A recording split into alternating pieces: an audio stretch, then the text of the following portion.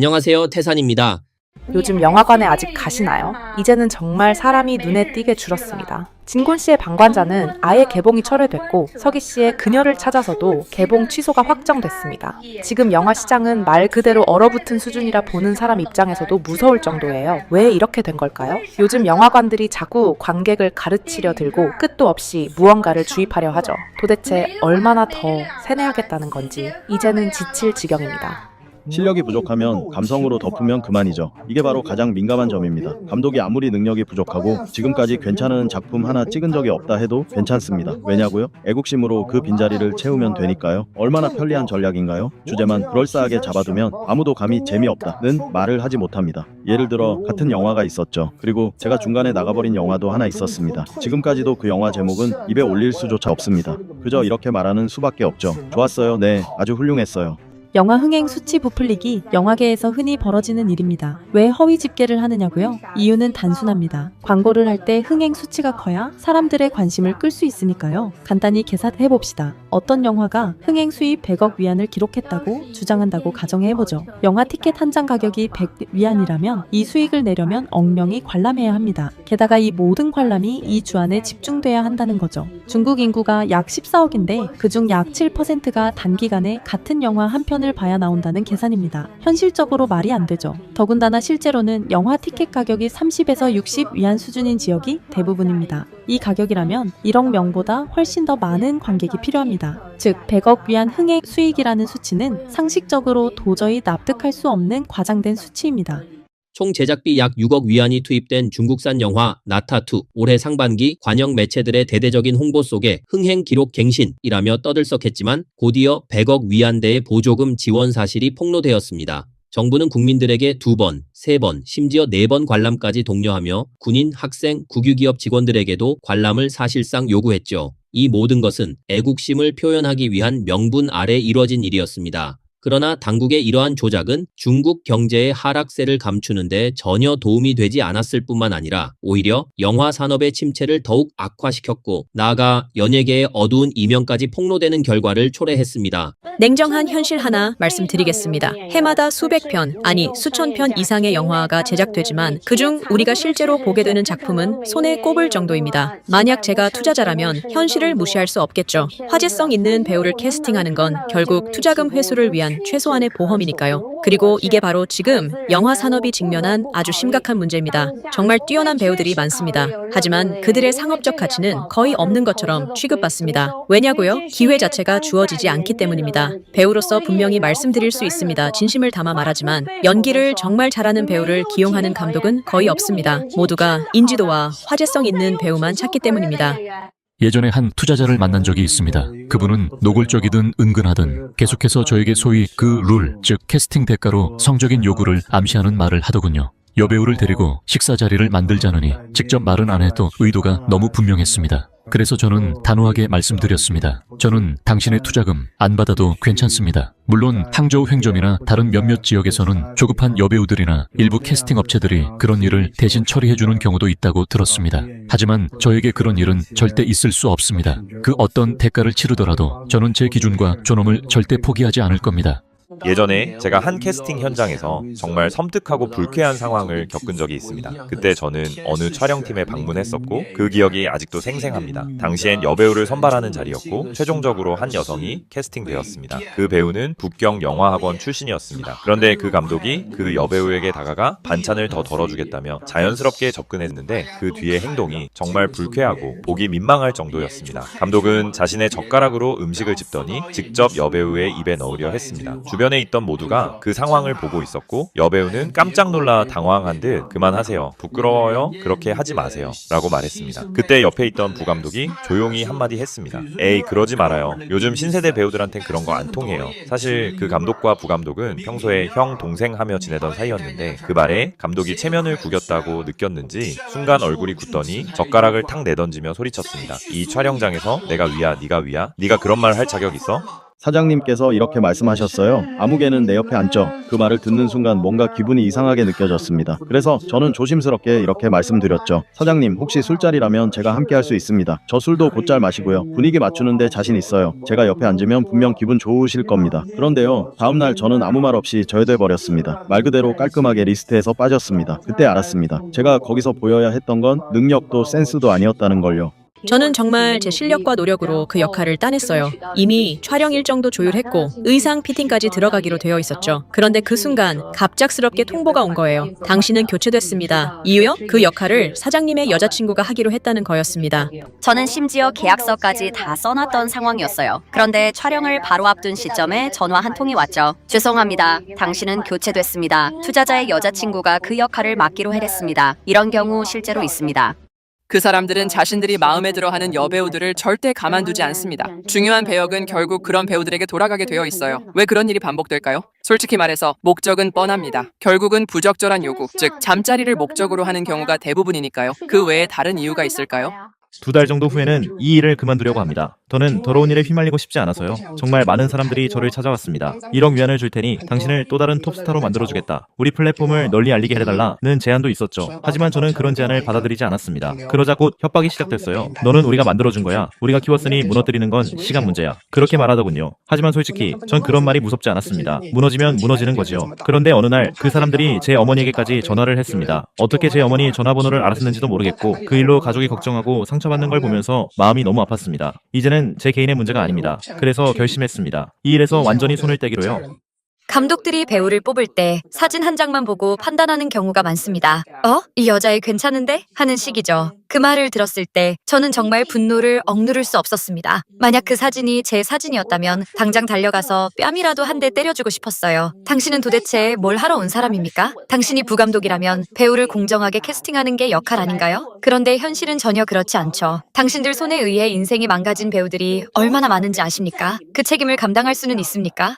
요즘 연예계, 특히 드라마 제작 쪽 사람들 정말 도가 지나칩니다. 제가 당신 드라마에 출연시켜달라고 찾아간 것도 아니고 오히려 당신 쪽에서 먼저 저를 찾아와 출연 좀 해달라고 부탁했잖아요. 그런데 왜 제가 당신을 위해 밥을 사야 하죠? 그날 어떤 높은 사람이 왔든 어느 제작사에서 왔든 그게 저와 무슨 상관입니까? 저는 하루하루가 정신없이 바쁩니다. 그런데 밥 한 번 같이 먹었다고 해서 왜 또 술자리까지 따라가야 하나요? 제가 밥 안 먹었다고 출연 정지를 시키겠다는 말, 그게 말이 된다고 생각하세요? 와, 정말 대단하시네요. 제가 밥 한 끼 같이 안 먹었다고 체면 안 세워줬다며 화를 내고 그걸 핑계 삼아 저를 배제하겠다는 겁니까? 이런 사람들 진짜 이상한 버릇이 몸에 배어 있어요. 자기가 드라마를 만든다는 이유 하나만으로 모든 연예인이 자기 앞에 무릎 꿇고 매달려야 한다고 착각합니다. 그 오만함이 진짜 문제예요.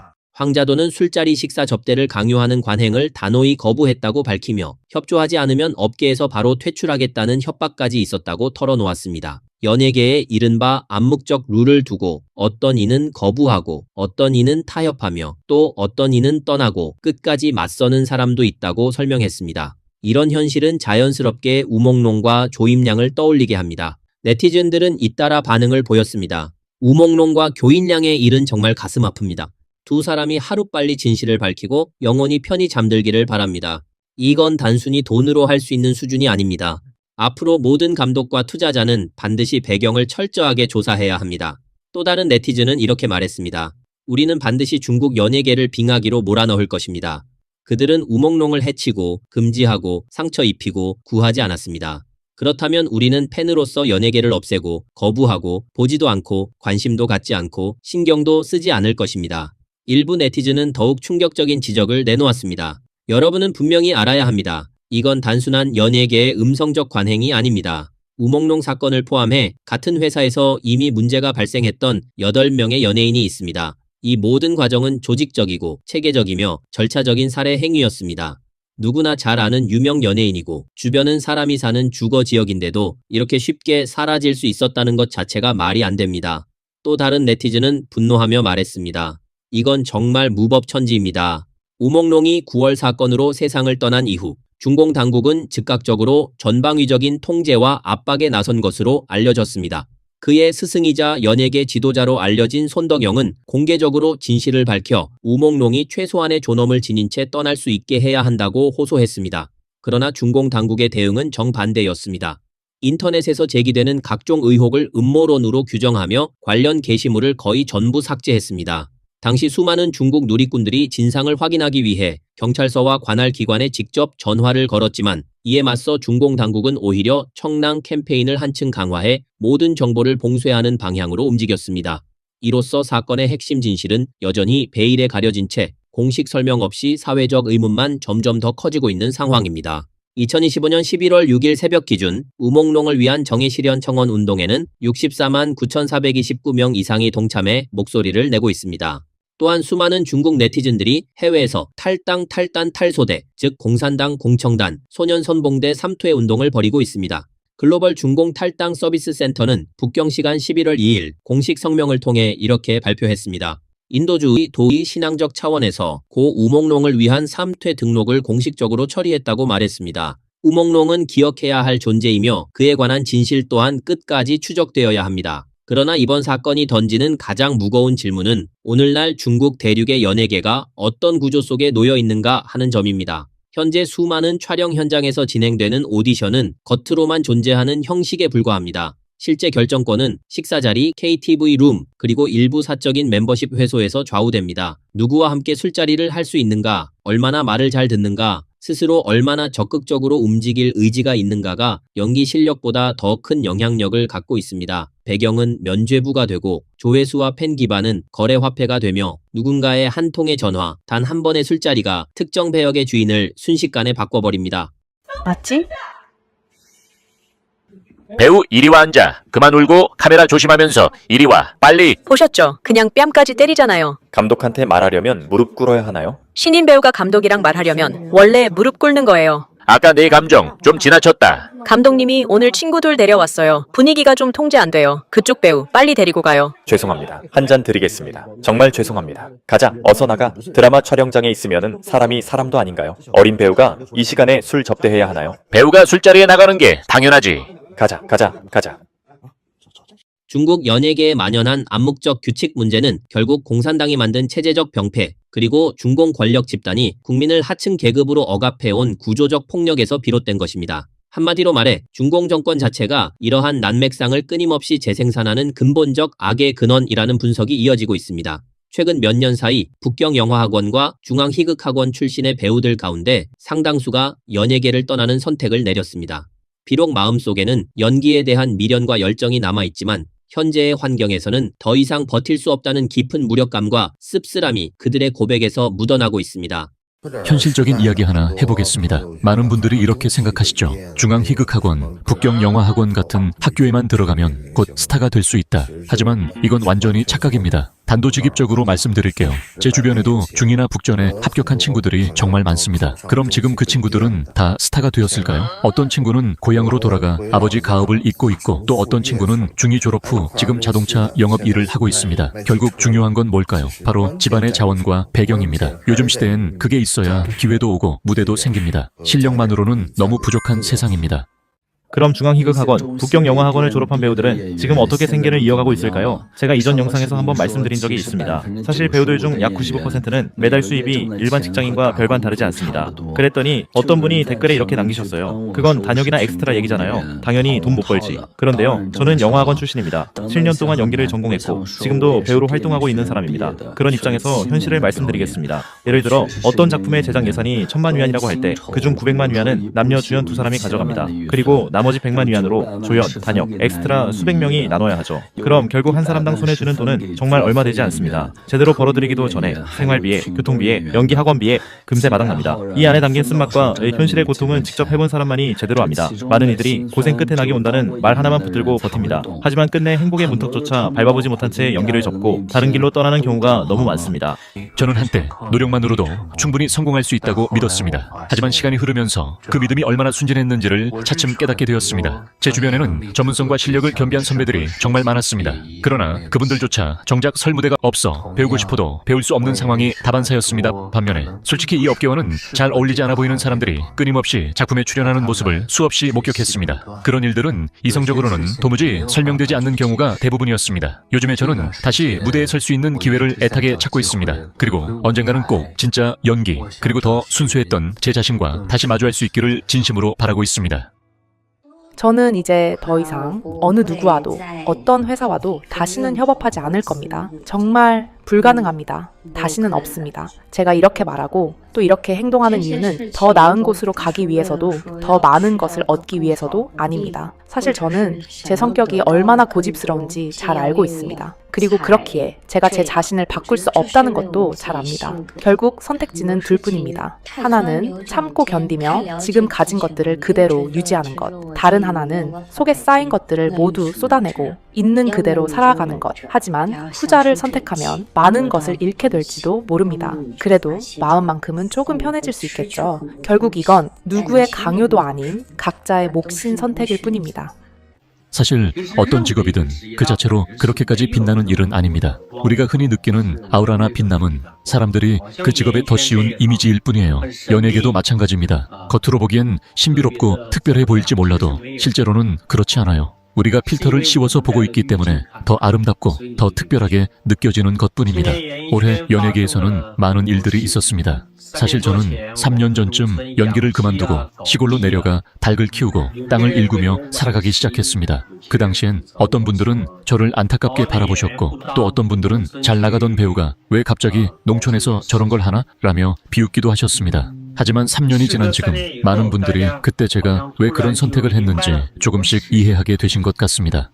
현재 중국 전역에는 약 200만에서 300만 명의 배우가 활동하고 있습니다. 하지만 설사 당신이 정식 배우라는 직업을 가지고 있다 하더라도 언제든 실업 상태로 내몰릴 수 있는 위험이 존재합니다. 이틀 전 배우 친구 한 명과 대화를 나눴습니다. 그 친구는 짐을 정리했고 베이징을 떠나 연예계를 완전히 그만둘 준비를 하고 있더군요. 이유는 굳이 말하지 않아도 다들 아실 겁니다. 지금 전체 배우의 90%는 사실상 상시적인 실업 상태에 가깝습니다. 그 기간도 짧지 않고 오히려 점점 더 길어지는 추세죠. 저도 마찬가지입니다. 이 업계에 들어온 지 10년이 넘었지만 한 작품이 크랭크업 되고 나면 다음 작품이 언제 들어올지 몰라 밤을 지새운 날이 한두 번이 아닙니다. 그보다 더 괴로운 건 오디션에 계속 떨어지고 사람들에게 반복해서 부정당할수록 내 안에 깊은 자기 부정과 회의감이 쌓여간다는 점입니다.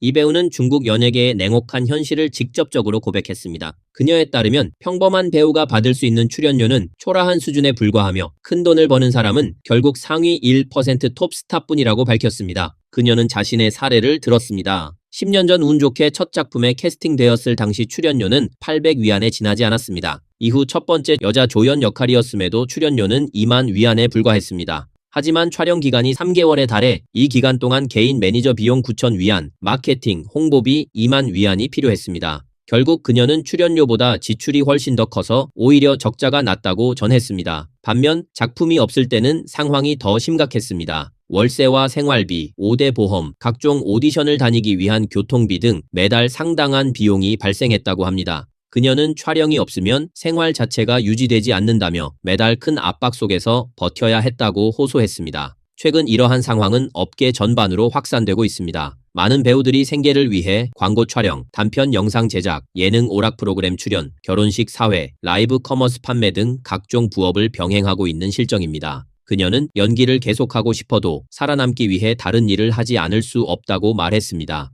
올해 들어 연예계에서는 많은 종사자들이 은퇴를 선언하고 각자의 방식으로 새로운 삶을 시작하겠다고 나서고 있습니다. 최근에는 2020년 오디션 프로그램을 통해 데뷔한 여성 가수 김자한이라는 젊은 친구도 SNS 계정을 전부 삭제하며 조용히 무대를 떠났고 창조영에서 얼굴을 알렸던 이로수 역시 이미 은퇴한 것으로 알려졌습니다. 그리고 불과 10며칠 전 고태어도 퇴출을 선언했죠. 저는 이 아이들이 참 똑똑하다고 생각합니다. 그리고 오늘에서야 진심으로 깨달았습니다.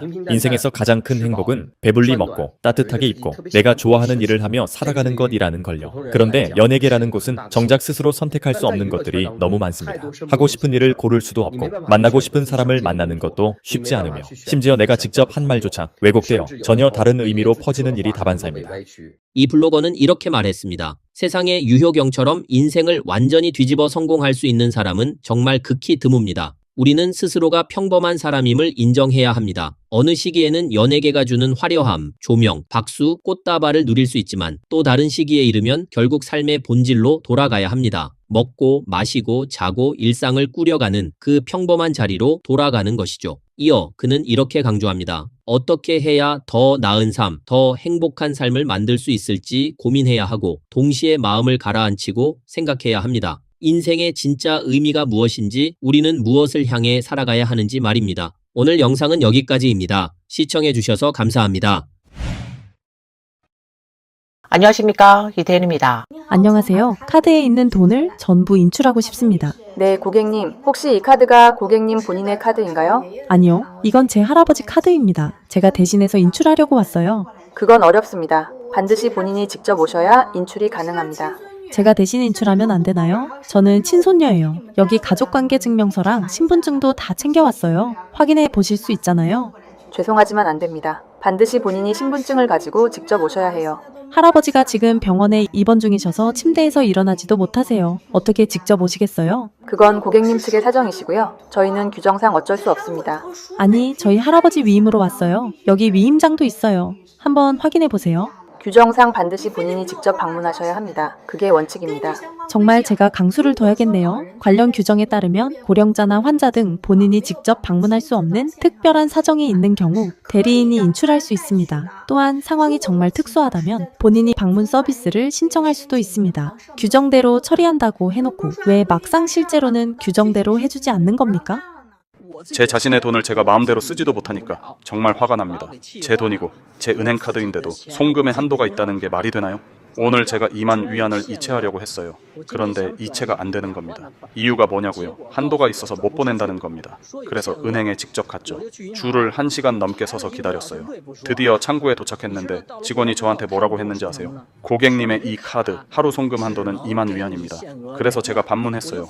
요즘 세상에 무슨 일이든 하루에 겨우 2만 위안만 보낼 수 있다면 그게 말이 됩니까? 이 은행은요, 이름은 말 못하지만 중자가 들어가는 4대 은행 중 하나입니다. 이름을 말하면 또 금지당할 수도 있어서 말을 아낍니다. 혹시 여러분도 다른 은행에서 이런 상황을 겪어보신 적 있으신가요? 내 돈인데도 내가 쓰려면 은행의 허락을 받아야 하는 이 현실, 도대체 이게 정상입니까? 중국 경제가 지속적으로 하락세를 보이면서 은행 시스템 또한 예외 없이 타격을 받고 있는 상황입니다.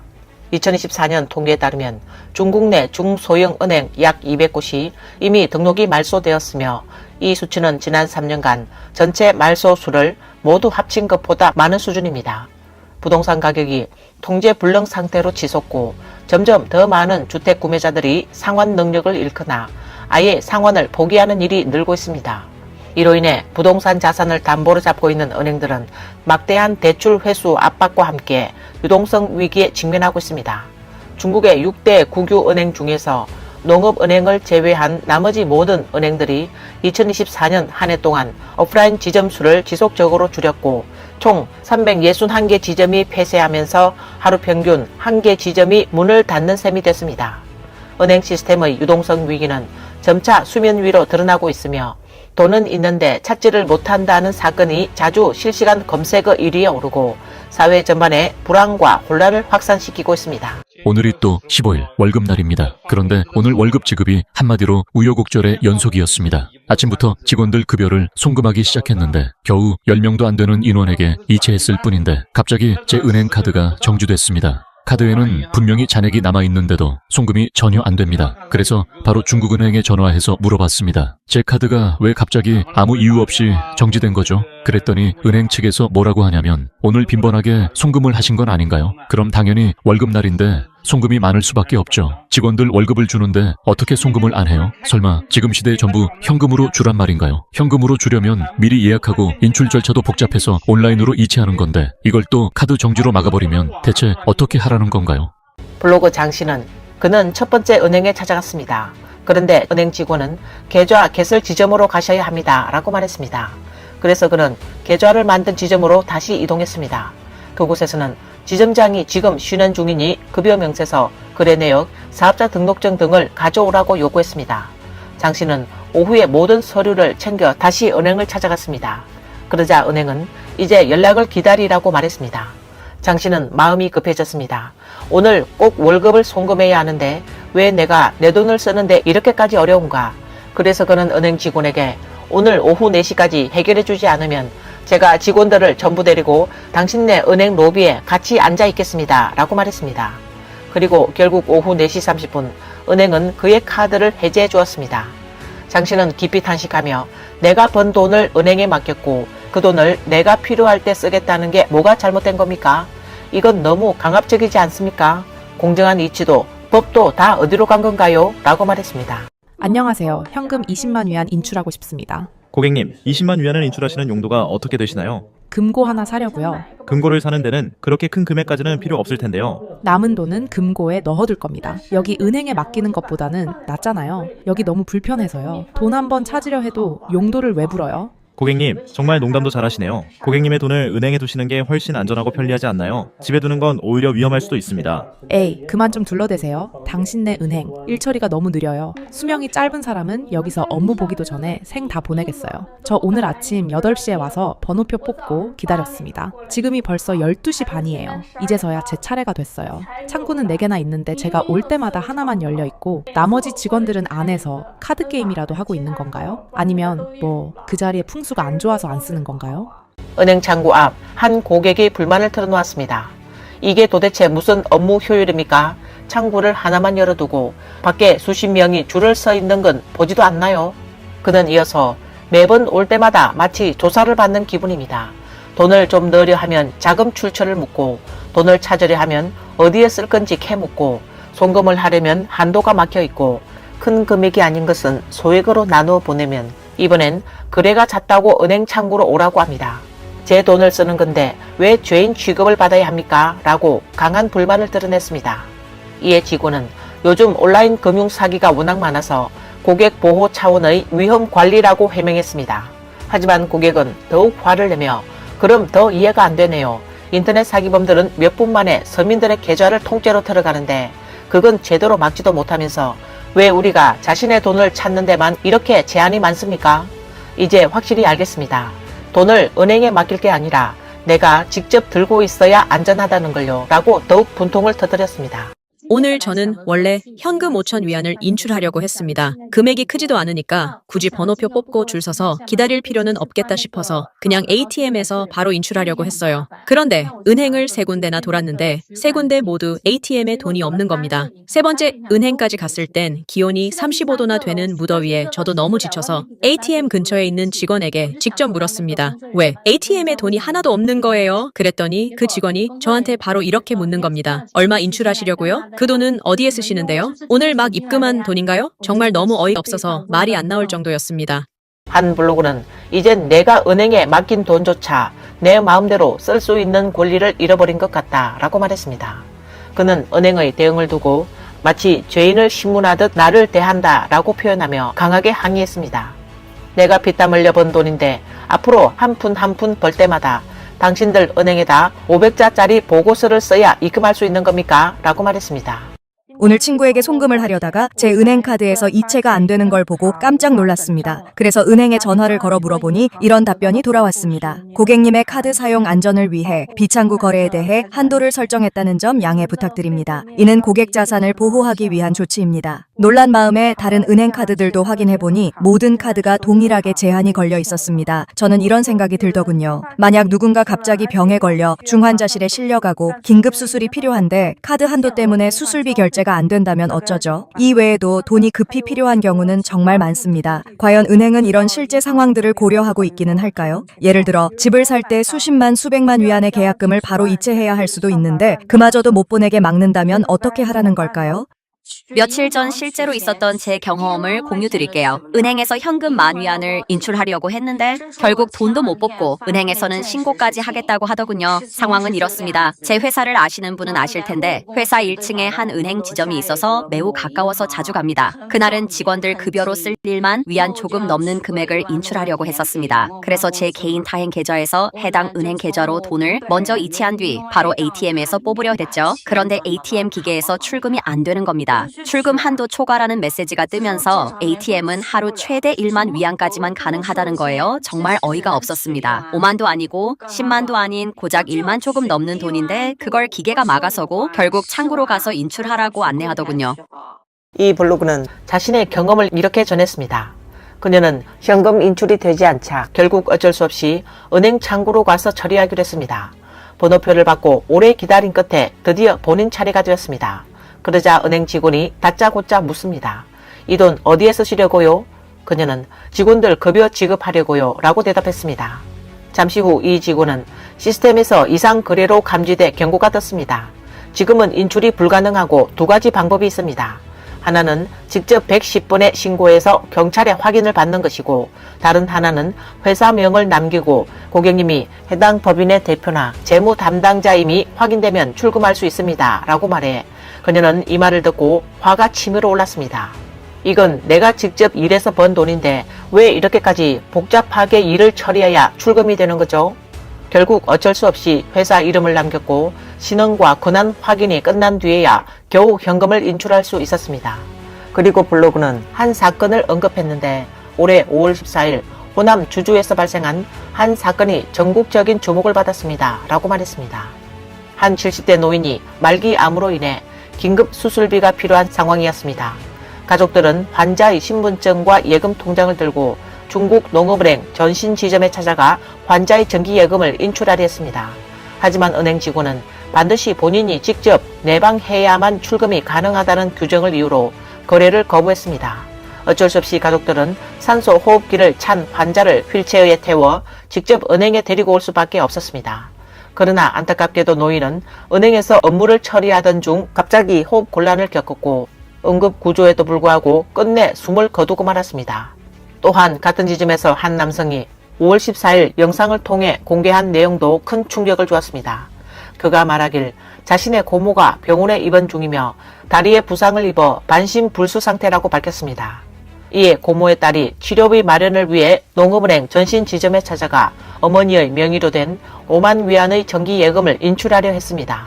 고모 딸은 어머니 병세가 위중해서 직접 올 수 없다는 사실을 명확히 설명했음에도 은행 측은 반드시 본인이 와야 한다는 원칙만을 되풀이하며 거래를 거부했습니다.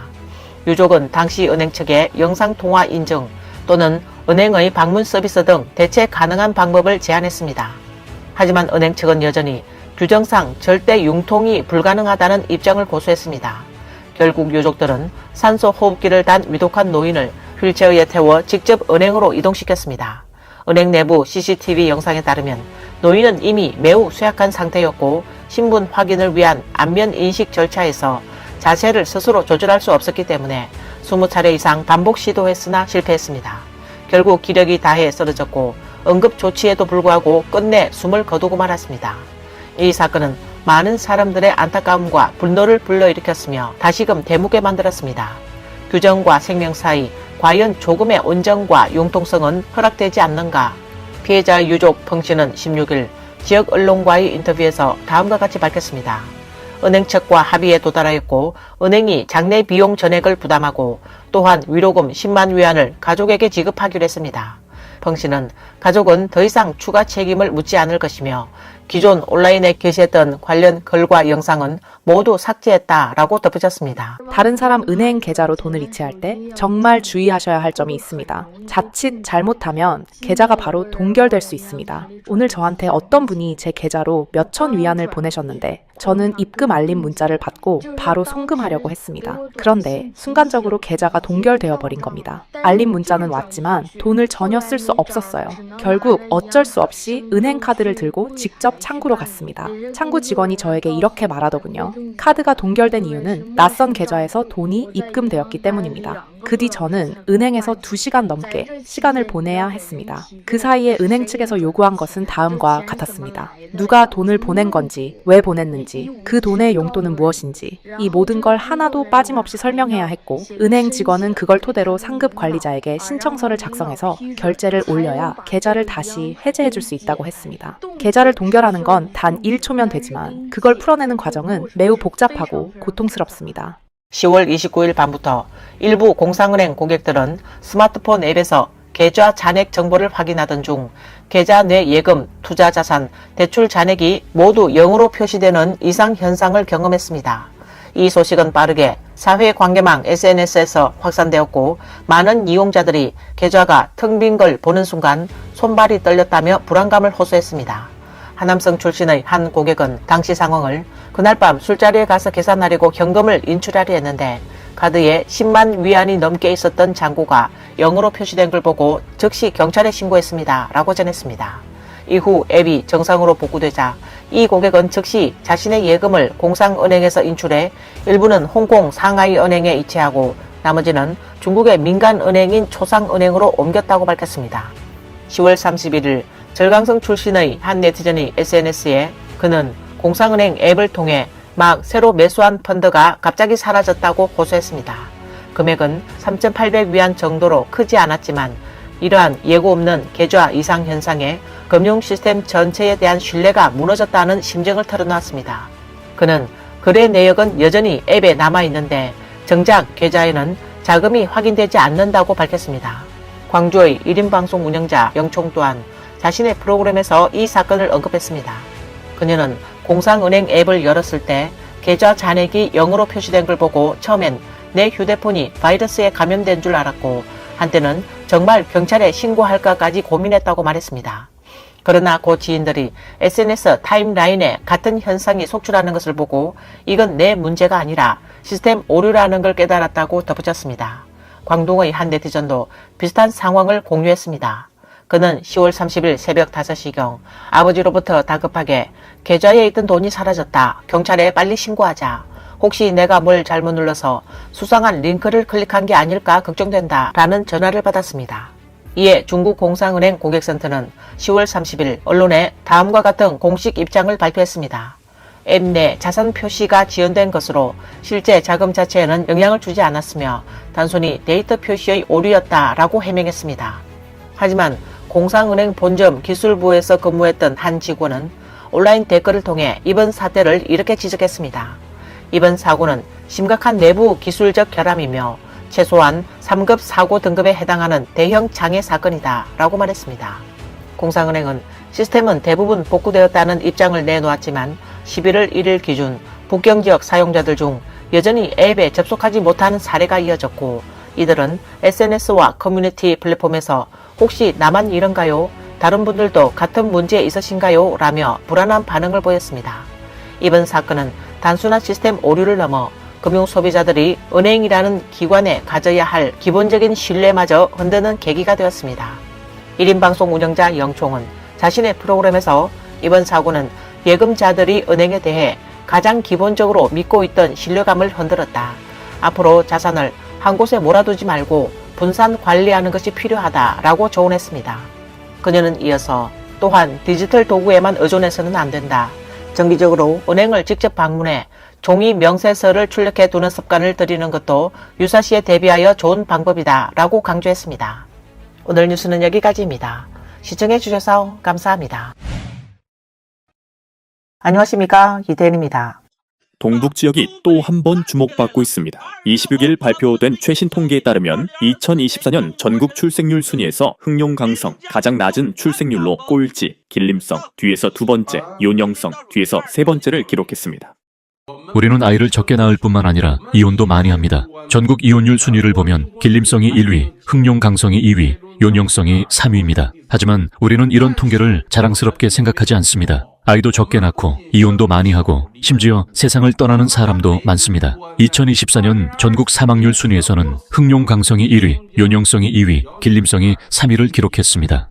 동북 사람들 정말 희귀종이 되어가는 걸까요? 아이 낳는 건 전국 꼴찌, 부모님 떠나보내는 건 전국 1등, 이혼증은 결혼증보다 더 자주 발급됩니다. 이게 뭘 의미하냐고요? 정말로 애 낳을 수도 없고 죽을 여유도 없고 떠날 수도 없다는 말 그대로입니다. 동북 호랑이는 그래도 보호라도 받죠. 동북 사람은 누가 챙겨주나요? 우리 집 옆집 왕 아주머니는 매일 이렇게 말합니다. 우리 아파트는 6년째 아기 울음소리가 없었어요. 1층에 있던 유치원도 이제는 마작방으로 바뀌었어요.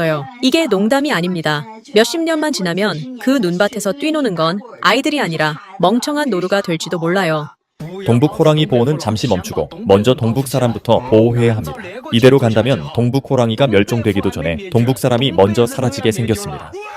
이렇게 많은 집들이 텅텅 비어 있습니다. 실제로 거주하는 사람은 10가구도 채 되지 않을 정도입니다. 앞에 보이는 건물들뿐 아니라 뒤편까지 줄줄이 이어진 건물들 전부가 비어 있습니다. 국가는 늘 동북 지능을 외치지만 정작 사람이 없는데 대체 무슨 수로 지능이 가능하겠습니까?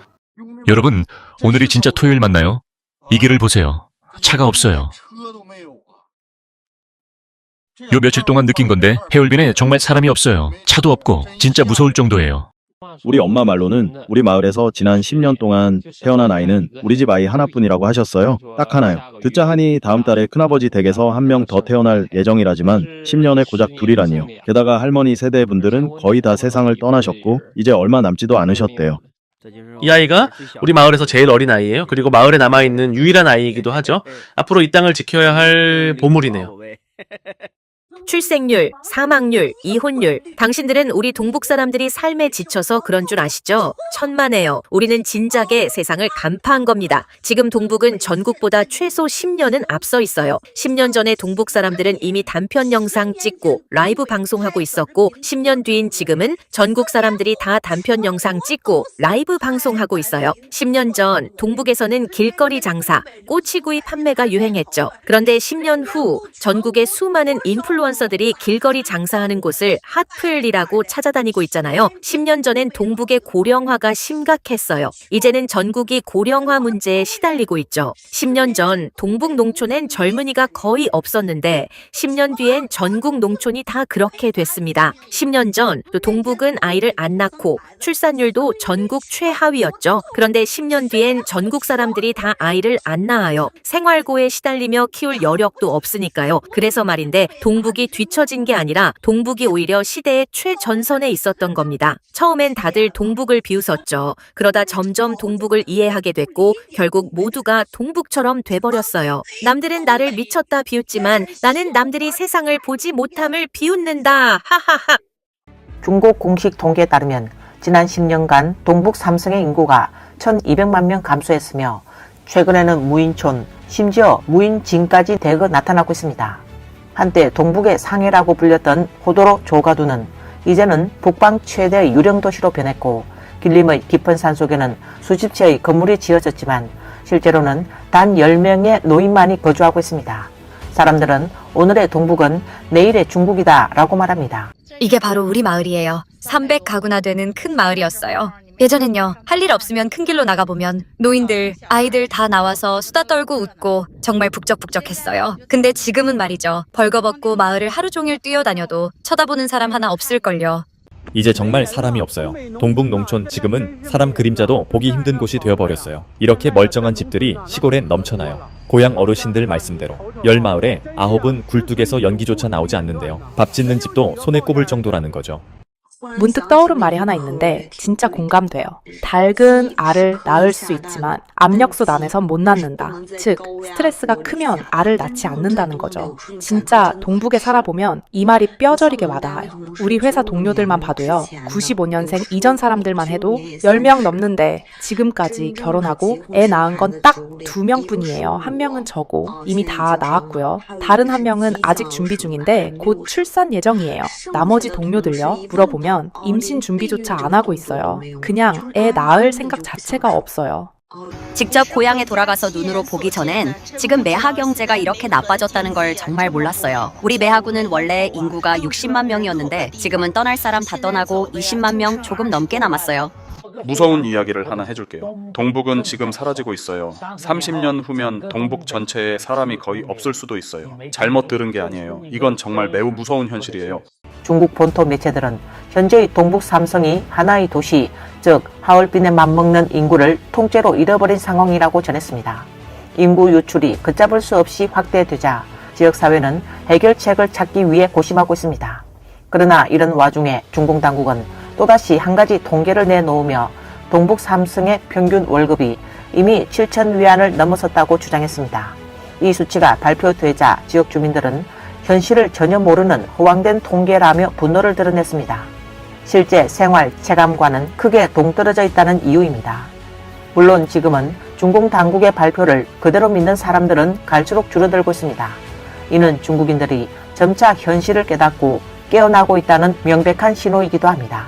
동북 삼성 평균 월급이 7,000위안? 틀린 말은 아닐 수도 있어요. 왜냐면 한 명이 800위안 벌고 다른 한 명이 15,000위안 벌면 평균은 딱 7,000위안이 나오죠. 하지만 진짜 문제는 그 7,000위안을 누가 벌고 있냐는 거예요. 지금 동북에서 월급 3,000에서 4,000위안이면 높은 편인데 도대체 이런 수치는 어디서 나온 걸까요? 아니, 동북이 언제 평균 월급이 그렇게 높아졌어요? 난 왜 몰랐지? 이거 도대체 누가 통계낸 거예요? 나 때문에 동북 평균 깎아먹은 거 아닌가? 하얼빈도 동북 맞죠? 진짜 나 동북 사람이 아니었으면 믿을 뻔했네요. 그런데 그 샘플은 대체 어떻게 뽑은 거예요? DNA 분석한 거예요? 대릉 안령은 인구 800명 정도고 하얼빈도 19만 6천 명이라면서요? 이걸 도대체 어떻게 계산한 건지 도저히 모르겠네요. 이럴 거면 북경에 일하러 간 동북 사람들 다 돌아오라고 하세요. 동북은 물가도 싸고 월급도 높다면서요? 그럼 뭐하러 고생하며 떠돌겠어요? 아이고 진짜 이 통계 다시 계산해보세요. 안 그러면 다른 성 사람들이 보기에 우리가 동북에서 허풍 떠는 줄 알겠어요. 당신 말이 맞아요. 난방 잘 되는 건 틱톡에서만, 월급 높은 것도 틱톡에서만, 행복지수 높은 것도 틱톡에서만 있는 거죠. 이럴 거면 그냥 하얼빈 평균 월급을 32만 위안으로 하세요. 어차피 높은 거 아예 더 높게 부르죠. 내년부터는 모든 지역을 경제특구로 하면 되겠네요. 1선 도시, 2선 도시는 그냥 건너뛰면 되겠어요. 우린 특급 도시니까요. 아이고, 미안해요. 방금 했던 말들 전부 취소할게요. 맞아요. 우리 진짜 그렇게 잘 살고 있어요. 여러분도 어서 동북으로 일하러 오세요. 동북 지역의 월 평균 임금이 이렇게 높다고요. 제가 이전 영상에서 동북 경제가 안 좋다고 말한 것에 대해 사과드립니다. 정말 죄송합니다. 제가 발목을 잡았네요. 저는 외지에 있고 2012년에 동북을 떠났습니다. 고향 어르신들께 정중히 사과드립니다. 제가 몇 년 동안 동북을 잘 몰랐네요. 속이 상해서 더는 말 못하겠어요. 저 동북으로 돌아가야겠어요. 2025년 심양의 최신 평균 월급이 8,500위안이라네요. 먼저 고백할게요. 저 때문에 평균이 낮아졌을 거예요. 댓글을 보니 어떤 오빠가 이렇게 썼어요. 저는 그냥 궁금해요. 저는 심양 주민등록을 가지고 있는데 통계할 때 저를 빼먹은 건가요?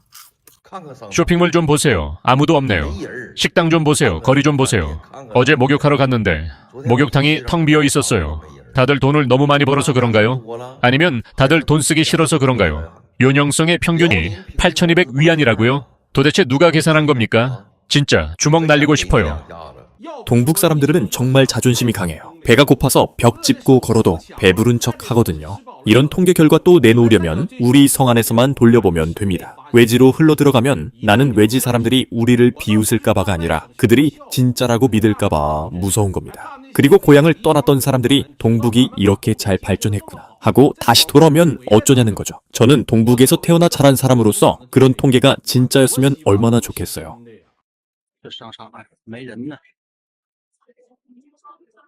오늘이 일요일인데도 이 쇼핑몰에 사람이 없네요. 심양. 닭전은 한때 명품 브랜드들이 즐비했던 곳이었는데 이렇게 문을 닫게 될 줄은 몰랐네요.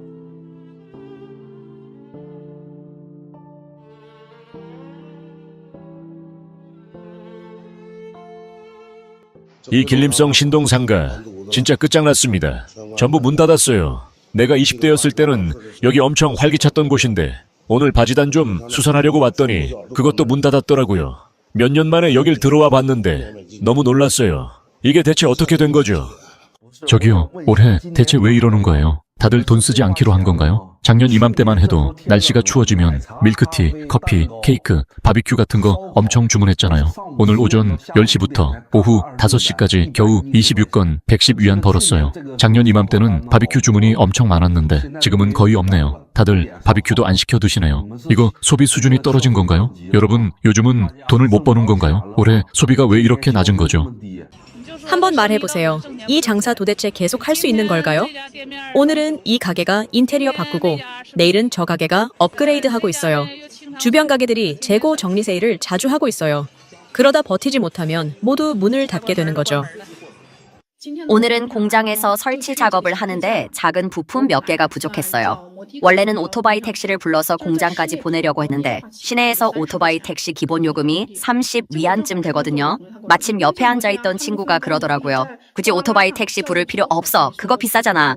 화라라입에서 심부름 요청하면 돼. 그래서 앱으로 한번 주문해봤어요. 우리 매장에서 공장까지 배송비가 7.5위안이었어요. 세상에 40도 넘는 폭염에 왕복 최소 15에서 20분 걸리는 거리인데 겨우 7.5위안이라니. 저는 도저히 이해가 안 가요. 7.5위안에서 플랫폼이 수수료도 떼가고 배달원이 물 한 병만 사 마셔도 돈 들고 전기차 충전도 해야 하고 노동력 비용까지 포함하면 도대체 이 7.5위안을 어떻게 나눠 가지는 걸까요?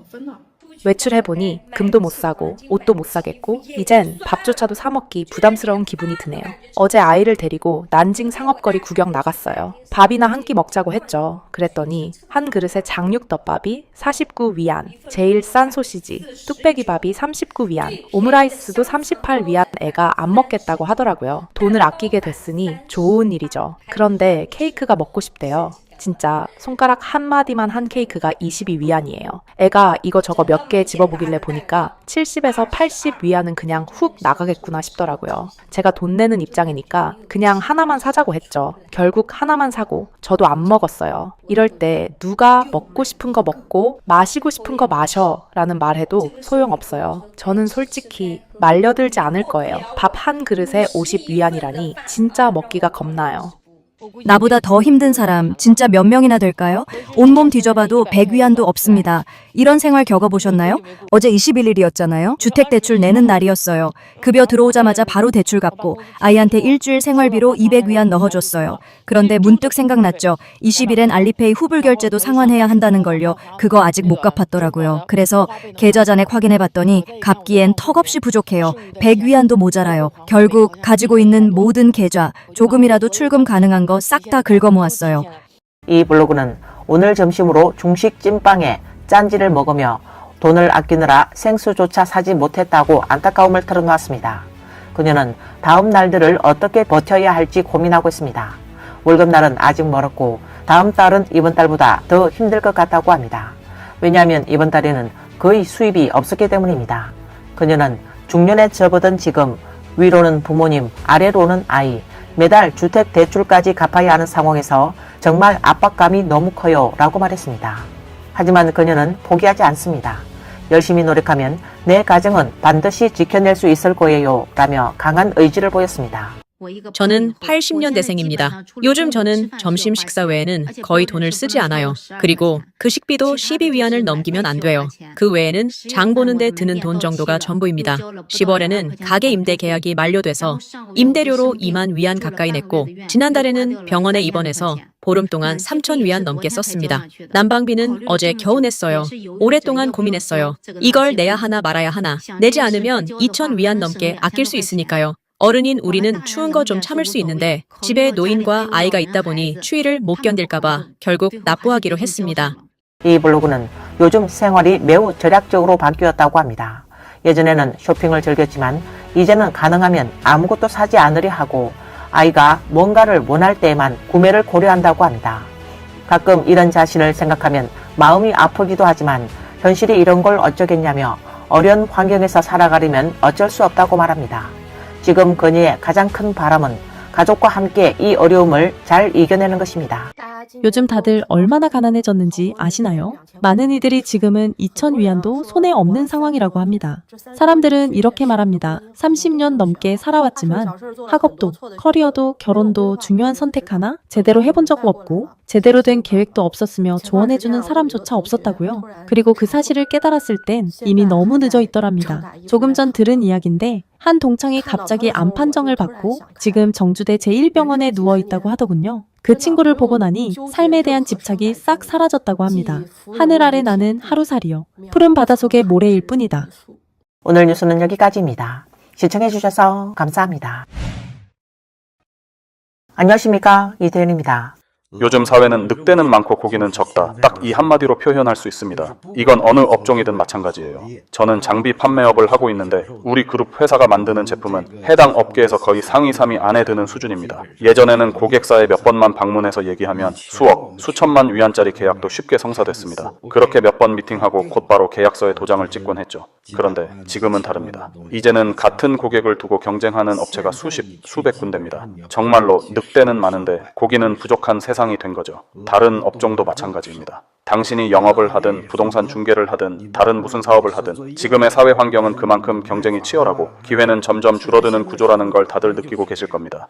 무엇이 그들을 동관에서 떠나게 만들었을까요? 가장 큰 이유는 낮은 임금입니다. 어떤 사람은 월급이 5천 위안도 채 안 됩니다. 그 돈으로는 아이 학비조차 마련하기 어렵습니다. 게다가 동관의 많은 일자리는 식사나 숙소 제공도 안 되는 곳이 많습니다. 월세, 공과금만 2천 위안, 식비도 2천 위안, 벌어봤자 빠듯하고 이럴 바엔 차라리 고향에서 3천 위안 버는 게 더 나아요 라는 말이 나옵니다. 예전에는 야근 추가 근무로 벌이를 늘릴 수 있었지만 요즘은 임금은 오르지 않고 물가는 미친 듯이 뛰고 있습니다. 그렇다면 이 동관에 계속 머물 이유가 있을까요? 게다가 요즘은 일자리 구하는 것 자체가 더 어려워졌습니다. 많은 공장이 설비 자동화, 기계 교체를 하면서 단순 노동자 자리는 하루아침에 사라지고 있습니다. 기술이 없는 사람은 면접조차 보지 못하고 탈락합니다. 반면 고향에 돌아가면 집세를 낼 필요도 없고 식사는 가족이 함께 도와주고 비록 많이 벌지는 못해도 저축이라도 할 수 있고 무엇보다 마음이 편안하고 현실적인 삶을 살 수 있습니다. 동관에서는 월급 5천에서 6천 위안 벌어도 가족 부양만으로도 빠듯하고 1년이 지나도 손에 남는 게 아무것도 없다는 현실이 결국 수많은 사람을 떠나게 만든 이유입니다. 제가 여러분께 보여드릴게요. 작년에 29,000 위안을 주고 점포 하나를 임대했었어요. 여긴 새로 지은 시장인데 지금은 완전히 망해서 문을 닫아버렸습니다. 보세요. 예전엔 제가 이곳에서 닭발을 팔았어요. 지금은 이렇게 창고 용도로 바뀌고 생필품을 팔고 있습니다. 이 시장, 규모는 꽤 큽니다. 지금 화면에서 보이는 게 시장 입구인데요. 건물은 총 3층짜리입니다. 지금 시간이 오전 10시가 조금 넘었는데 보통 이 시간대에 일반 재래시장이나 농산물 시장은 발 디딜 틈 없이 북적이거든요. 그런데 한번 보세요. 여기는 정말 사람이 거의 없습니다. 시장 전체가 텅텅 비어있는 상황입니다. 동관시는 광동성의 핵심 도시이자 한때 중국 경제를 떠받치던 대표적인 제조업 중심지였습니다. 해외 무역 의존도가 한때 300%에 달할 정도로 글로벌 생산기지의 역할을 수행했던 곳입니다. 동관은 세계 공장이라 불리며 수많은 외자 기업과 대만 기업을 끌어들였고 중국 제조업의 상징으로 자리 잡았던 지역입니다. 그러나 오늘날 동관은 더 이상 과거의 세계 공장이 아닙니다. 대만 기업과 외국 자본이 대거 철수하면서 거리는 실업자로 넘쳐나고 이미 400만 명이 도시를 떠났다는 말까지 나올 정도입니다. 2024년 GDP 성장률은 4.6%로 중국 전체 성장률인 5%를 밑돌고 있습니다. 지역 경기 침체가 얼마나 심각한지 보여주는 대목입니다. 미중 관세 전쟁이 장기화되는 상황에서 동관이 과거의 영광을 되찾고 다시 살아날 수 있을까요? 지금의 흐름만 놓고 보면 그 길은 쉽지 않아 보입니다. 혹시 요즘 동관거리에서 사람이 줄어든 걸 느끼신 적 있으신가요? 그 이유를 알게 되면 정말 마음이 아프실 겁니다. 임금이 너무 낮아서 사람들이 더는 머무를 수는 없기 때문입니다. 올해 인구는 작년보다 절반 이상 줄었다고 합니다. 작년까지만 해도 주말에 거리에 나가보면 거마오, 후이천 같은 번화가는 사람들로 북적였어요. 하지만 지금은 어떤가요? 썰렁하고 한산합니다. 많은 사람들이 결국 고향으로 돌아가 다시 시작하기로 결정한 것입니다. 현재 동관에서 일하는 노동자들의 월급 수준을 들으면 정말 실망감을 감출 수 없을 정도입니다. 요즘 많은 중형 규모의 공장이나 조금 작은 공장들 같은 경우 야근 근무가 많지 않으면 월급이 고작 3천에서 4천 위안 수준입니다. 만약 야근 근무가 많다 해도 4천에서 5천 위안 정도가 한계이고 요즘은 6천 위안이 넘는 일자리를 찾기조차 힘든 상황입니다. 게다가 공장 안의 사무직이나 문서 관련 업무조차 학력 조건을 요구하는 곳이 늘고 있고 최소 학사, 학위를 요구하는 경우도 흔합니다. 2025년 11월 1일 토요일 여기 어딘지 한번 보세요. 이곳은 만강에 위치한 상업지구입니다.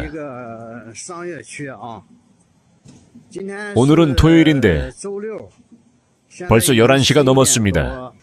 근처의 이 상업광장과 주변 거리를 보면 여전히 썰렁하고 한산한 모습입니다. 1,000만 명이 넘는 유동 인구를 자랑하던 동관. 지금은 가게 문도 닫히고 집도 비어있는 곳이 늘었습니다. 한때 환강에는 미녀가 구름처럼 몰려들고 사람들로 인산인해를 이루던 시절도 있었죠. 하지만 지금은 호텔이며 클럽마다 사람 구경하기도 힘들 정도입니다. 저는 그냥 묻고 싶습니다. 사람들은 다 어디로 간 걸까요? 미녀 여러분, 도대체 어디 계신가요? 오랜 세월 공장에서 함께 일해 왔는데 며칠 뒤면 공장이 문을 닫아 해산하게 되었어요. 우리 자매들 모두 실직하게 생겼습니다. 정말 이곳을 떠나기 아쉬워요. 그동안 여기서 함께 지내온 세월이 너무 길고 정이 많이 들어버렸거든요. 이제 곧 정말 헤어져야 합니다. 동관장안 전자공장에서 공장주나 관리자들이 생산 재개 투자 유지 사업 회생을 시도했지만 결국 감당하지 못하고 폐업했습니다. 이제 짐 싸서 떠납니다. 짐 들고 도망치는 신세가 됐습니다. 고향의 친척 형제자매 여러분, 이제 설날까지 두세 달밖에 남지 않았습니다. 밖에서 도저히 버티기 힘들다면 그냥 고향으로 돌아가세요. 창피할 거 하나도 없습니다. 고향에는 부모님도 계시고 가족들도 기다리고 있습니다. 믿을 수 있으시겠어요? 한때 그렇게 번성했던 곳이 지금은 폐허처럼 변해버렸습니다. 카메라를 한번 보세요. 여기가 바로 예전의 사정 동단가입니다. 그 시절엔 얼마나 화려하고 북적였는지, 심지어 가게 하나 얻기도 힘들 정도였죠. 그런데 지금은 도대체 무슨 일이 벌어진 걸까요? 사람들은 다 어디로 간 걸까요? 정말 이게 전자상거래의 충격 때문일까요? 아니면 근처 경기백나와의 치열한 경쟁 때문이었을까요? 도대체 어떤 이유가 이 몰락을 가져온 걸까요? 이곳은 수많은 사정 사람들의 추억이 깃든 거리였습니다. 그런데 지금은 그 모든 기억이 이 폐허 속에 썩어가고 있습니다. 한때 외국 자본이 몰려들던 제조업의 핵심 도시 동관. 그러나 지금의 산업단지는 사람의 발길이 끊기고 기업들은 줄줄이 철수한 상태입니다. 현지 주민들은 동관에는 이제 사람이 없다. 모두 고향으로 돌아갔다. 도저히 돈을 벌 수가 없다 라고 말합니다. 외자기업 철수와 공장 이전의 직격탄은 가장 먼저 일반 노동자에게 떨어졌습니다. 실업률은 가파르게 치솟고 젊은 층은 일자리를 구하지 못해 방황하고 있습니다. 특히 중국에서 흔히 말하는 35세 벽이 현실화되며 상당수 노동자가 생계 위협에 내몰리고 있습니다. 일부 공장주들조차 공장 운영을 포기하고 오히려 스스로 임시직 노동자가 되어 생활비를 마련하는 처지에 놓였습니다. 오프라인 경제도 크게 흔들렸습니다. 실물 상권은 침체의 늪에 빠지고 대형 쇼핑몰과 골목 상점들은 곳곳에서 폐업이 이어지고 있습니다. 현지 주민들은 입을 모아 말합니다. 지금 동관에서는 어느 업종이든 살아남기 어렵다. 도시 전체가 급격한 쇠퇴 흐름에 휩쓸리고 있다고 탄식합니다. 요즘 자동차 정비 업종이 그렇게 힘든가요? 최근 몇 달 사이 동관의 한 BMW사 S 매장이 막 문을 닫았고 며칠 전에는 아우디사 S 매장도 밤사이 폐업해버렸습니다. 차주들 중에는 차를 주문만 해놓고 아직 인도도 못 받은 상태에서 매장이 도망쳐버린 사례도 많습니다. 그렇다면 우리 같은 작은 정비소는 어떨까요? 사실 잘 되는 곳도 있고 안 되는 곳도 있습니다. 제가 지난달에 아는 한 친구는 정비소를 열었는데 한 달도 차에 안 돼서 폐업하고 말았습니다. 요즘은 진짜 아무 업종도 쉽지 않습니다. 정말 안타깝습니다. 만강의 메이주관이 곧 문을 닫게 됐습니다. 사연은 이렇습니다. 처음에 마샤라 광장에 메이주관을 열기로 결정했던 건 건물 관리업체가 제시한 청사진 때문이었어요. 그때 그들이 말하길 수많은 프랜차이즈 브랜드들을 유치하고 큰돈을 들여 이곳을 종합상업단지로 만들겠다. 그 말을 들었을 때 저는 정말 미래가 밝다고 느꼈고 치열한 경쟁이 벌어지는 시내 근처임에도 불구하고 큰 결심을 하고 입점했죠. 그런데 누가 알았겠습니까? 건물 관리업체가 자금줄이 끊기자 결국 도망쳐버렸습니다. 그리고 남겨진 건 저희 한 가게뿐이었고 그렇게 1년 넘게 혼자서 버텼습니다. 바로 오늘 아침 한 장에 폐점 안내문이 붙으면서 가게 주변 지역 전체가 조용해졌습니다. 이곳은 작년 말에 막 개업한 대형마트였는데 11월 5일부터 즉 오늘부로 영업을 종료하고 앞으로는 영업을 하지 않기로 했습니다. 한때는 다양한 물건으로 가득 찼던 매장, 계산대 앞엔 줄까지 서야 했던 그곳이 이제는 텅 빈 진열대만 남아버렸습니다. 이 마트는 주변 주민들에게 단순한 쇼핑 장소가 아니었습니다. 어르신들이 산책하다가 잠시 쉬어가며 대화하던 공간, 아이들이 학교 후 꼭 들르는 간식 코너, 매일의 일상 속에서 생활의 온기를 느낄 수 있던 장소였죠. 그렇게 많은 추억과 따뜻한 생활의 흔적이 깃든 곳이 이토록 허망하게 무대에서 퇴장하게 되다니 정말 가슴이 먹먹하고 안타까운 마음이 듭니다. 사람들은 다 어디로 간 걸까요? 거리엔 사람도 없고 가게 안엔 손님도 없고 혹시 다들 외출을 안 하시는 건가요? 요즘 장사를 하다 보면 정말 무인지역 한가운데서 가게를 연 것 같은 기분이 들어요. 2023년부터 2025년까지 동관에서는 많은 공장들이 이전하거나 폐업하게 되었습니다. 2023년 한 해에만 3,500개 기업이 문을 닫았고 이 중 제조업이 가장 큰 비중을 차지하며 2,050개사에 달했습니다. 2024년에도 약 2,000여 개 기업이 폐업했고 2025년 1분기에는 320개 기업이 동관에서 이전했습니다. 3년 동안 폐업하거나 이전한 기업 수를 합치면 무려 6,000개에 가까운 기업이 동관을 떠난 셈입니다. 동관 경제는 지금 폭락의 내리막길을 걷고 있습니다. 부동산 시장 또한 깊은 수렁에 빠지며 중국 전역의 집값 전망 역시 극도로 비관적인 수준으로 떨어졌습니다. 최근 중국인들의 부동산 가격 상승 기대치가 2019년 이후 최저치로 하락했다는 점은 이를 단적으로 보여줍니다. 중국인민은행이 발표한 도시가계 설문조사에 따르면 최근 2분기 연속으로 집값이 오를 것이라고 예상한 응답자는 10%에도 미치지 못했습니다. 이는 부동산 시장에 대한 신뢰가 거의 붕괴 직전임을 의미합니다. 또한 중국은행 연구원이 발표한 2015년 4분기 경제금융 전망 보고서는 상황을 더욱 심각하게 보여줍니다. 보고서가 인용한 크레디터 자료에 따르면 중국의 평균 주택 대출금 상환 중단 비율은 3.7%로 2022년의 1.6%의 2배 이상 급등했습니다. 특히 3, 4선 도시에서는 대출금 상환 중단 비율이 5%를 넘는 지역도 등장하고 있어 지방 부동산 시장의 붕괴가 이미 구조적 위기로 번지고 있다는 분석입니다. 어느 순간부터인가 집값이 정말 배추값도 안 되는 수준이 되어버렸습니다. 그야말로 배추 중에 배추값입니다. 지금 후가 수신시장, 이 근처에 있는 이 아파트 한 채, 방 2개짜리가 단 한 채에 18만 8천 위안밖에 하지 않습니다. 여러 세대가 나와 있고 마음껏 고를 수 있을 정도로 물량도 넉넉합니다. 혹시 수신시장이나 훈교시장 근처에 필요하신 분 계시면 직접 와서 한번 보셔도 좋겠습니다. 바로 이 건물입니다.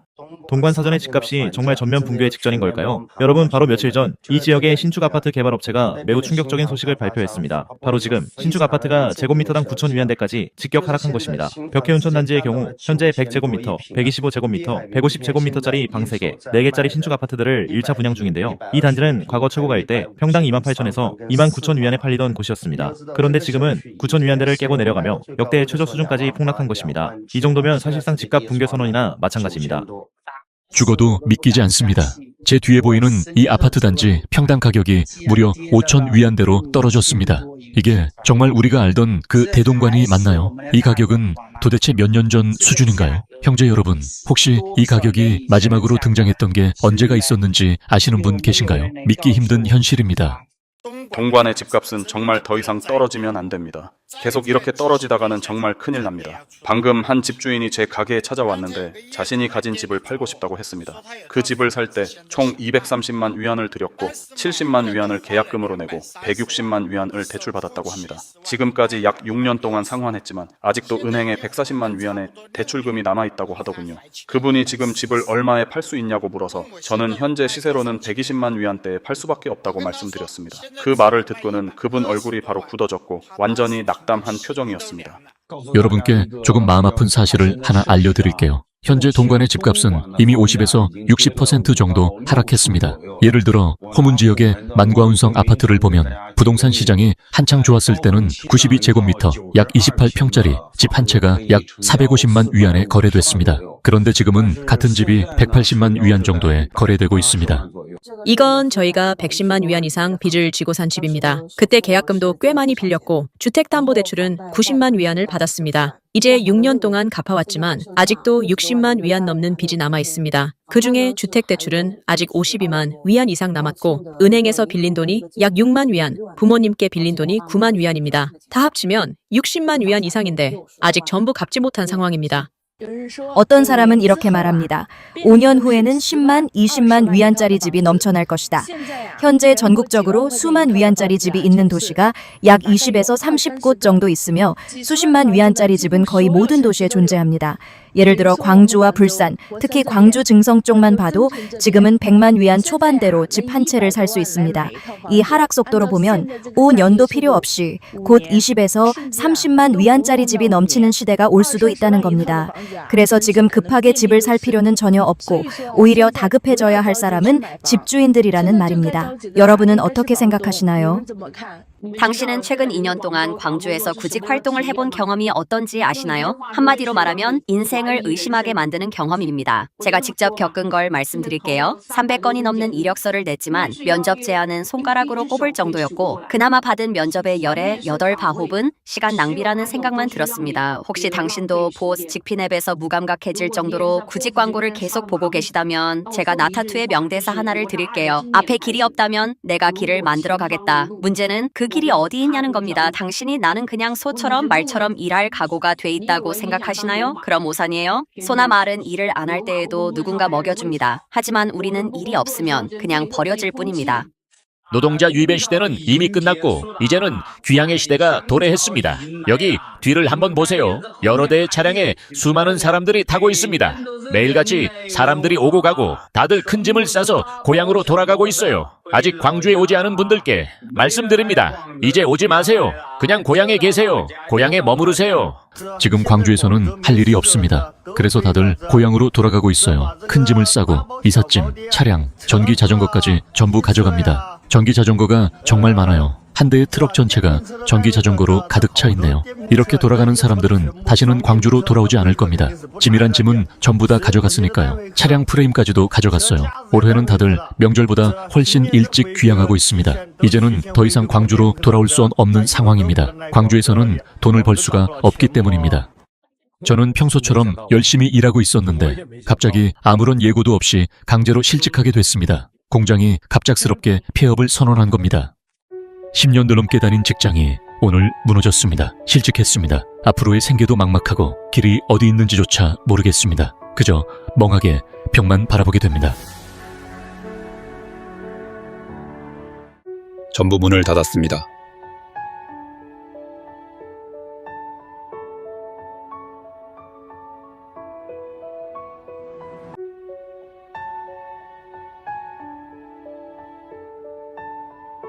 광동 임시 노동시장입니다. 11월 5일 수십만 명이 이곳에서 일자리를 찾기 위해 몰려들었습니다. 하지만 일거리를 쟁취하지 못한 사람들이 너무 많아 매일 찐빵으로 끼니를 때우고 월세도 못 내 거리로 쫓겨나는 처지에 놓였습니다. 더는 버티기 힘들 지경이라는 절규가 곳곳에서 들려옵니다.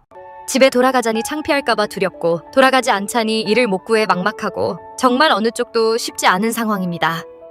오늘 뉴스는 여기까지입니다. 시청해주셔서 감사합니다. 안녕하십니까, 이태현입니다.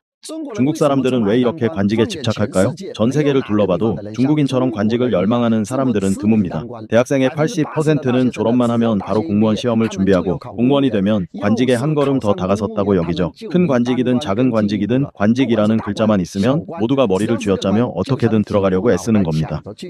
여러분은 무슨 반 간부를 맡고 있나요? 저는 문지기입니다. 저는 선서 담당입니다. 저는 표준어 홍보 담당입니다. 저는 헤어스타일 관리 담당입니다. 저는 안문 관리 담당입니다. 저는 대열 관리 담당입니다. 저는 책장 관리 담당입니다. 저는 칠판 관리 담당입니다. 저는 학교위원회 위원입니다. 저는 영어반장입니다. 저는 응용 반장의 비서입니다. 저는 홍색 넥타이 관리 담당입니다. 저는 쓰레기 관리 담당입니다. 저는 교복 관리 담당입니다. 저는 공기 관리 담당입니다. 저는 리모컨 두 번째 건전지 관리 담당입니다.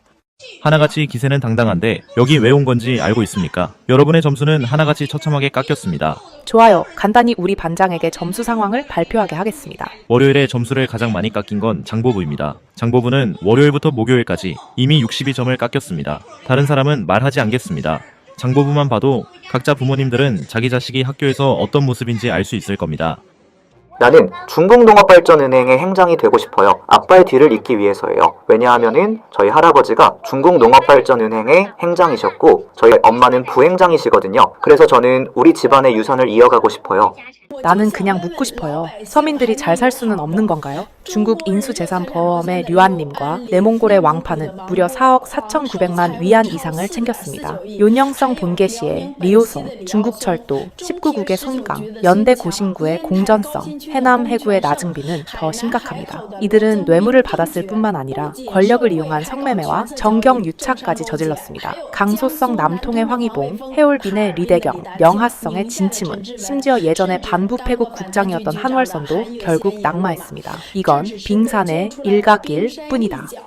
나는 돈을 톤 단위로 계산한다는 건 처음 들었어요. 나만 위안 단위로 쓰고 있는 건가요? 안후이의 촌석이 20억, 23톤의 인민폐, 125채의 집, 216대의 고급차, 63개의 회사, 그리고 122건의 형사사건에 연루되어 있다고 합니다. 그는 하루에 얼마를 벌었을까요? 하루에 수십만 위안은 벌었을까요? 세상에나 주말까지 쉰다고 쳐도 그 차를 하루에 한 대씩 몰아도 1년 내내 겹치지 않겠네요. 그 돈은 그냥 바닥에 깔고 자야 할 판이네요. 1977년 등소평은 교육은 어린 시절부터 시작해야 한다라고 강조했습니다. 이어 강택민 시기에는 부패 통치가 고착되며 교육, 의료가 전면 산업화되었습니다. 그리고 현재 석금평은 붉은 유전자가 아이들의 혈액 속에 스며들어 마음 깊은 곳까지 침투해야 하며 붉은 강산이 변색되지 않도록 해야 한다고 강조하고 있습니다. 결국 중국인들의 일생은 유아기부터 노년까지 전 과정이 애당교육, 즉 당을 사랑하는 교육, 정오교육, 허위교육, 그리고 부패한 교육 속에서 이루어지고 있습니다. 안녕하세요. 현금 8만 위안 인출하려고요. 돈을 인출해서 뭐 하시게요? 물건 좀 사려고요. 구체적인 자금 사용 용도는 무엇인가요? 그냥 집에서 쓸 물건 좀 살 거예요. 어떤 걸 사시는데요? 아직 쇼핑을 안 했는데 뭘 살지 어떻게 알아요? 이렇게 많은 현금을 인출하실 경우 저희는 자금 용도를 꼭 확인해야 합니다. 아니, 그렇게까지 자세히 물어봐야 해요? 이건 제 사생활에도 관련된 건데 말하지 않을 권리 있는 거 아닌가요? 그런 식이면 인출해드릴 수 없습니다. 아니, 번호표 뽑고 3시간 넘게 기다렸는데 내 돈 좀 인출하려고 해도 이렇게 힘든가요? 이 여성 블로그는 그날 은행에서 돈을 인출하려고 일부러 회사를 쉬고 아침 일찍 나왔다고 말했습니다. 하지만 막상 도착해보니 은행의 업무 효율은 매우 낮았고 창구도 거의 열려있지 않았으며 직원들의 서비스도 형편없었다고 합니다. 마치 범죄자를 신문하듯 대하며 왜 돈을 찾느냐, 고액 현금은 인출할 수 없다 등등의 말만 되풀이했다고 합니다.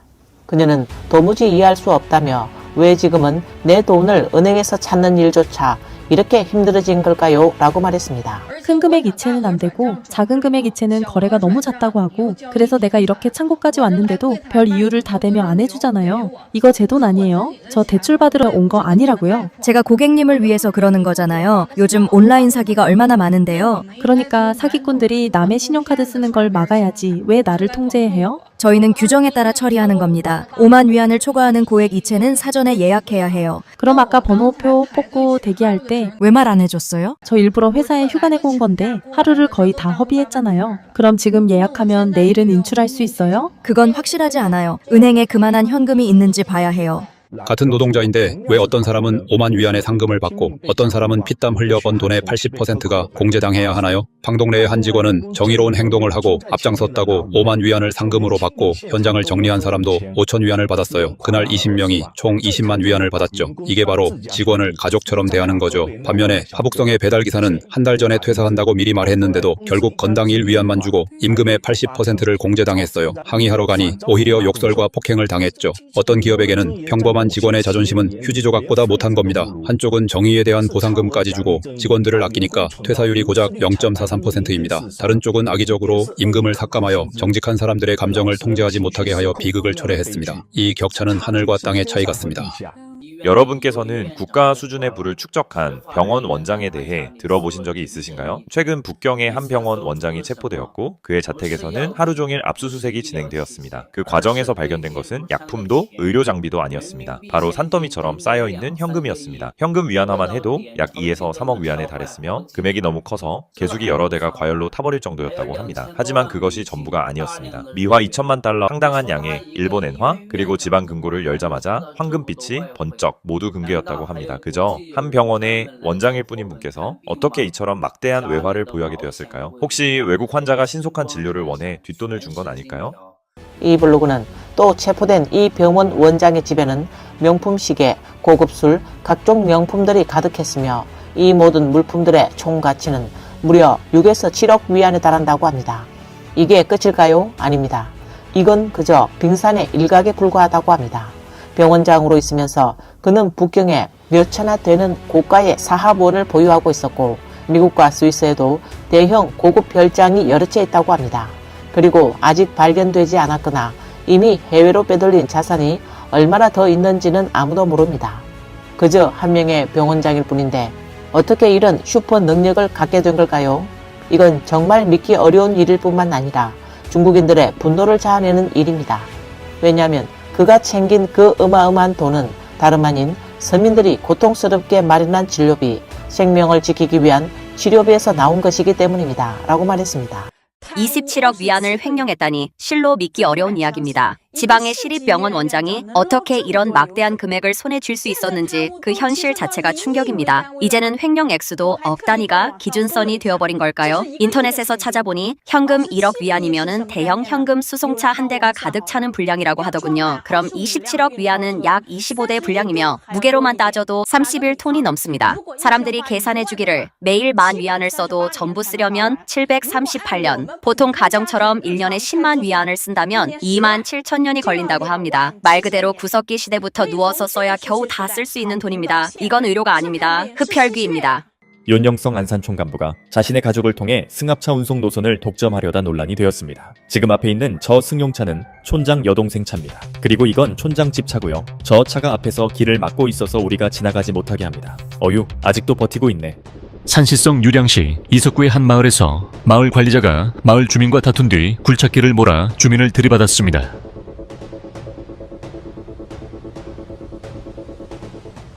산동성 레양시에는 한 무리의 빈곤 가구들이 있는데 국가에서 가구당 1년에 5,280위안의 보조금을 지급했지만 정작 시에서 받은 건 고작 800위안뿐이었다고 합니다. 그 나머지 돈은 어디로 갔을까요? 촌회계가 일부를 떼어가고 촌서기가 또 일부를 챙겼다고 합니다. 더 기가 막힌 건 그 촌서기가 이렇게 말했다는 겁니다. 그들의 돈으로 그들의 일을 봐줬는데 800위안이면 적은 것도 아니죠. 그 빈곤 가구들은 구멍난 신발을 신고 힘겹게 마을위원회에 찾아가 웃는 얼굴로 사진 촬영에 응해야 쌀 몇 포대를 얻을 수 있었다고 합니다. 연간 800위안, 하루로 따지면 2.19위안, 물 한 병도 사기 힘든 돈입니다. 이 돈으로 밥은 어떻게 먹고 겨울은 어떻게 견디며 삶을 어떻게 이어가야 할까요? 이건 단순한 빈곤이 아닙니다. 제도적인 수탈입니다. 도대체 누가 농민의 보조금을 훔쳐간 걸까요? 숫자를 보면 정말 충격적입니다. 175개 현에서 무려 40억 위안이 넘는 민생 보조금이 유용됐습니다. 이 돈은 지방정부의 빚을 갚거나 공무원 임금 지급에 쓰였다고 합니다. 두 번째로 16개 성 104개 현에서 악의적으로 보조금을 가로챈 사례가 있었고 총액은 4.78억 위안에 달합니다. 세 번째, 3,235명의 기층 간부들이 허위 보고를 하여 총 2,329만 6,600위안을 부정 수령했습니다. 시립병원의 부원장 한 명이 지금 구속됐는데 조사해보니 횡령한 금액이 100억 위안에 달하더라고요. 이런 경우 형량은 얼마나 나오나요? 못 나오겠죠. 무기징역 이상은 확실합니다. 다만 요즘은 사형까지 선고되지는 않는 분위기입니다. 그럼 평생 감옥에 있어야 하는 건가요? 꼭 그렇진 않아요. 실제로 10년에서 20년 정도 지나면 나오는 경우도 있어요. 70이 넘어서 출소하는 사람이 많죠. 2012년부터 중공은 반부패를 명분으로 전례 없는 대규모 권력 숙청을 시작했습니다. 중앙정치국 위원회에서부터 말단 촌서기까지 군 고위층에서 금융감독 관료까지 전국에서 500만 명 이상의 관료들이 조사 대상이 됐습니다. 그러나 이러한 숙청에도 중국 경제는 살아나지 않았습니다. 현재 청년 실업률은 사상 최고치를 경신 중이고 부동산 시장은 전면 붕괴, 제조업과 자본은 동남아로 빠져나가고 있으며 주식시장과 채권시장 모두 침체에 빠졌습니다. 민간 기업의 줄도산도 계속되고 있습니다. 서민들에게는 주택대출, 실업, 물가상승, 세금 압박이 겹치면서 점점 생존이 어려워지고 중산층은 증발했고 공무원은 감봉, 의사는 사직, 청년들은 공자 이야기 속의 가난한 학자처럼 되어가고 있습니다.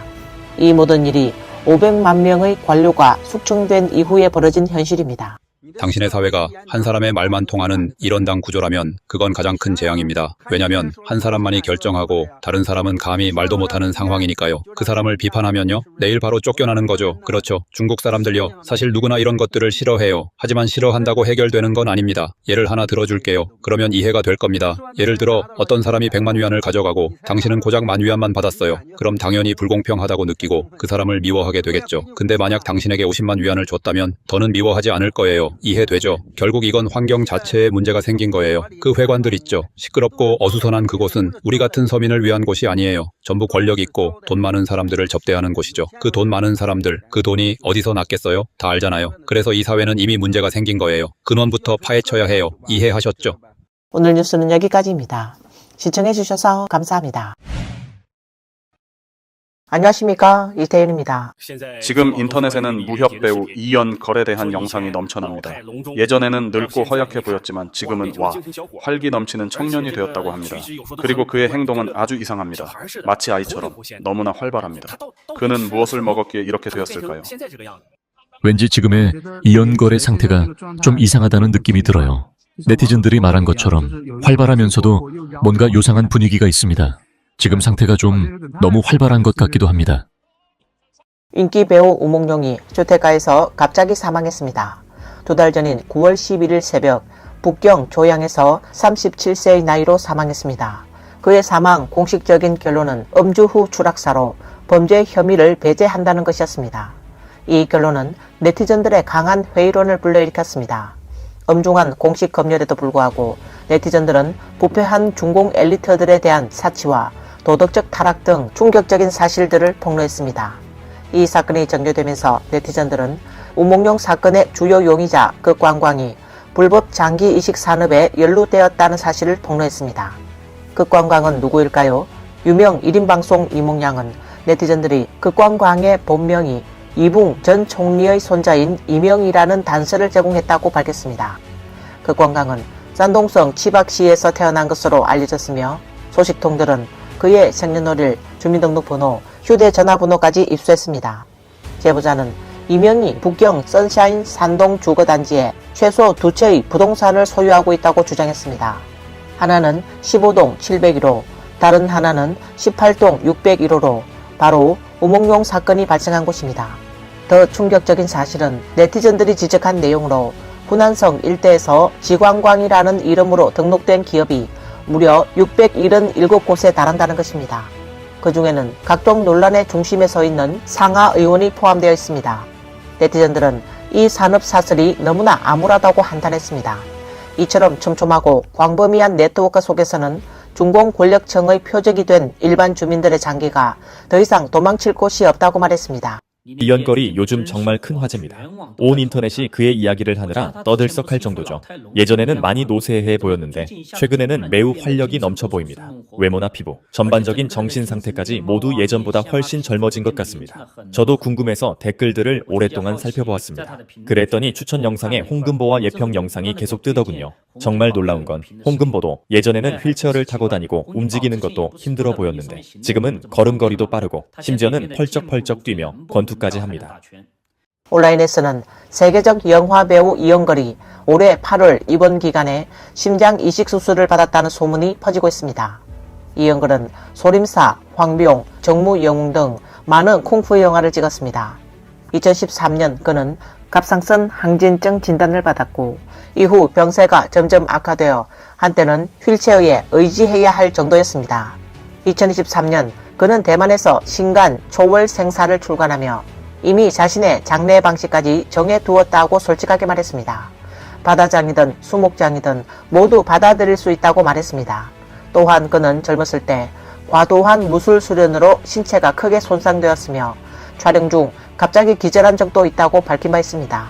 그 일을 겪은 뒤에는 거의 무술을 연습하지 않게 되었다고 합니다. 올해 8월 이영걸은 소셜미디어에 병상 사진을 올렸습니다. 사진 속 그는 얼굴이 수척하고 안색도 창백했습니다. 그는 유머스하게 하드웨어에 문제가 좀 생겨 공장에 수리 맡겼다라고 적으며 수년간 갑상선 기능 항진증으로 고생했고 그로 인해 심장에도 큰 부담이 있었다고 밝혔습니다. 이 소식이 공개되자 팬들의 걱정이 이어졌습니다. 그러나 불과 2달 뒤 그는 다시 활기찬 모습으로 대중 앞에 등장해 놀랄 만큼 좋은 컨디션을 보여주었습니다. 네티즌들은 이전과 이후의 모습을 비교하며 마치 60세에서 30세로 되돌아간 것 같다고 놀라움을 표현했습니다.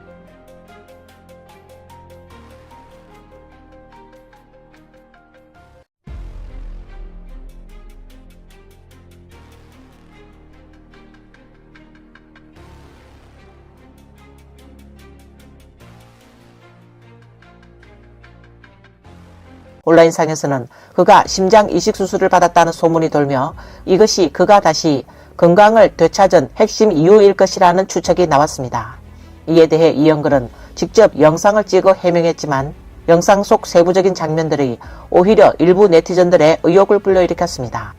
영상 속에서 그는 캐주얼한 티셔츠를 입고 경쾌한 음악에 맞춰 춤을 추며 환한 미소와 함께 활기찬 모습을 보였습니다. 카메라 앞에서 그는 외부에서 내가 위중하다고 하지만 사실 나는 매우 건강합니다 라고 직접 말했습니다. 이영걸이 웨이보에 올린 또 다른 영상에서는 그는 상의를 벗고 수영장 옆에 서서 준비 운동을 한 뒤 물에 들어가 수영을 하는 모습을 보여주며 가슴 부위가 평평하고 수술 흉터가 전혀 없음을 의도적으로 드러내며 자신이 어떠한 관련 수술도 받지 않았다고 강조했습니다. 그는 영상에서 사람들의 말이 참 무섭습니다. 이 시대를 살아가려면 스스로 분석할 수 있어야 합니다. 늘 여론에 휘둘리면 곤란하죠. 저는 그분을 알지는 못하지만 남의 불행을 이용해 관심을 끌려고 하지 않았으면 합니다. 모두 건강하시길 바랍니다. 무엇보다 중요한 건 자신의 독립적인 사고방식입니다. 라고 말했습니다. 하지만 이 영상은 네티즌들의 의혹을 완전히 잠재우지는 못했습니다. 일부 네티즌은 오랜 기간 액션 영화를 찍어온 무술 배우인데 몸에 흉터 하나 없다는 게 믿기 어렵다라고 지적했고, 또 어떤 이들은 목은 주름투성이인데 몸은 너무 매끈하다라며 여전히 의문을 제기했습니다. 또한 일부 네티즌들은 그의 겨드랑이에 털이 없는 점을 지적하며 인조 피부를 입고 촬영한 것 아니냐는 의혹을 제기했습니다. 심지어 화면을 확대해본 일부 네티즌은 팔에 인공 피부를 붙인 흔적이 보인다며 해명할수록 더 의심스럽다라고 댓글을 달았습니다. 한편 이영걸과 배우 오경이 주연을 맡은 무협 영화 표인 풍기 대막이 최근 본격적인 홍보에 돌입했습니다. 이영걸은 11월 8일 SNS에 촬영팀과 함께 식당에서 식판을 들고 식사하러 가는 영상을 올렸고, 일부 네티즌은 그의 손목에 있던 인조 피부용 테이프가 더 이상 보이지 않는다며 다시 주목했습니다. 많은 네티즌들이 왜 매번 영상 화질이 이렇게 흐릿하죠? 이영걸의 동작과 컨디션은 전혀 그의 나이대처럼 보이지 않아요. 정말 활력이 넘쳐요. 마치 신선의 약을 먹은 것처럼 얼굴도 확 젊어졌어요. 라며 의문의 댓글을 남겼습니다.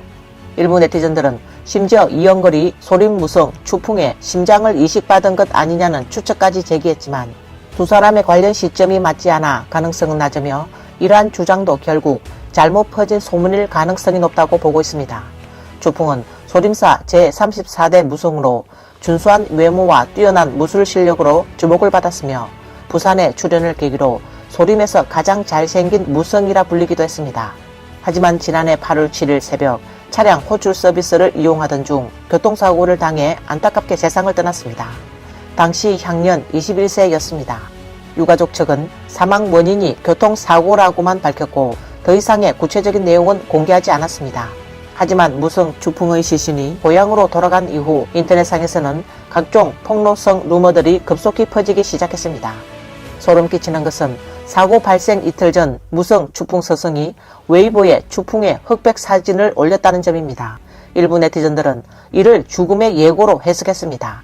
한 내부 제보자는 추풍이 연예계에 진출한 후 금전 문제로 권력층과 갈등을 빚었으며 스스로 정직하게 살고 있으니 두렵지 않다라고 여겼지만 오히려 일부 이익 집단의 분노를 샀다고 주장했습니다. 최근 몇 년 사이 중국 연예계의 여러 원로 스타들이 역주행 회춘 현상을 보이며 대중의 주목을 받고 있습니다. 이영걸이 젊어진 것은 물론이고 예평과 홍금보도 놀라울 정도로 건강한 모습을 보여주고 있습니다. 특히 66살의 예평은 최근 도보로 루산 정상에 오르는 모습을 공개해 많은 사람들이 정말 대단하다라고 감탄했습니다. 과거 예평은 다리가 불편해 계단을 오르내릴 때 부축이 필요했고 얼굴 피부도 칙칙하고 건강이 좋지 않아 보였지만 현재는 얼굴에 생기가 돌고 활력이 넘치는 모습으로 66살이라고는 믿기지 않을 정도입니다. 40대라고 해도 믿겠다라는 반응까지 나올 정도입니다.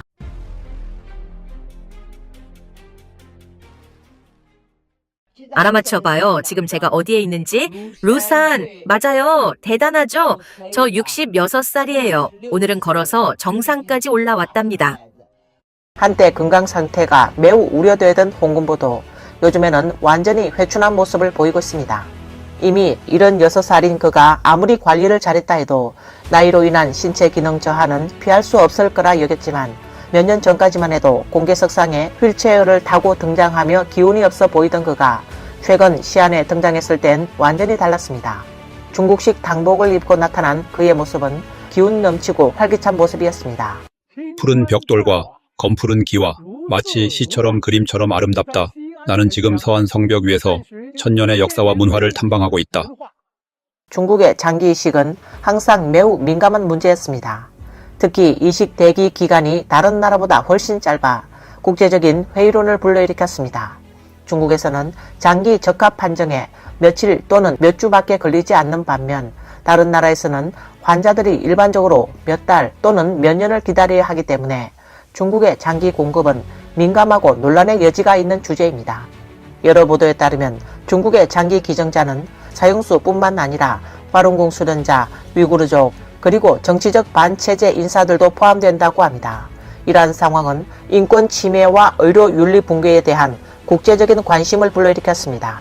최근 석근평과 푸틴 대통령이 장기 이식을 통해 150세까지 살 수 있다는 내용을 비공개로 논의하는 모습이 촬영되어 대중의 공분을 샀습니다. 9월 3일 북경에서 열린 군사 퍼레이드에서 석근평 푸틴 대통령, 김정은 국무위원장이 함께 행사장에 입장했습니다. 행사 시작 전 CCTV 생중계에는 석근평과 푸틴 대통령이 수명 연장에 대한 개인적으로 나눈 이야기입니다. 영상에서 석근평은 러시아어 통역을 통해 과거에는 70세까지 사는 사람이 거의 없었지만 지금은 70세도 어린 아이와 같습니다. 라고 말했습니다. 푸틴 대통령은 석근평에게 인간 장기 이식이 계속될 것이고 사람들은 점점 더 젊어질 것이며 심지어 불로불사를 이룰 수도 있습니다. 라고 말했습니다. 영상 속에서 폭소가 터져 나왔습니다. 석근평은 이번 세기에는 인간의 수명이 150세에 도달할 것으로 예측됩니다. 라고 답했습니다. 근처에 서 있던 김정은 위원장은 미소를 지으며 석근평을 바라보며 이 주제에 관심이 있는 듯 했습니다. 푸틴 대통령이 인간 장기 이식 기술은 앞으로도 지속적으로 발전할 것이며 사람들은 점점 더 젊은 상태를 유지하게 될 것이고 나아가 영원한 생명에 가까워질 수도 있습니다. 라고 하자 시진핑 당수는 예측에 따르면 이번 세기 안에 인류가 150세까지 살 수 있을지도 모른다고 합니다. 푸틴 대통령은 열병식 후 기자회견에서 석근평과 수명 연장에 대한 논의가 있었음을 확인했습니다. 이 대화는 CCTV 생방송으로 송출됐고 이어서 블룸버그와 로이터 등 해외 주요 언론이 재송출하면서 전 세계로 급속히 확산됐습니다.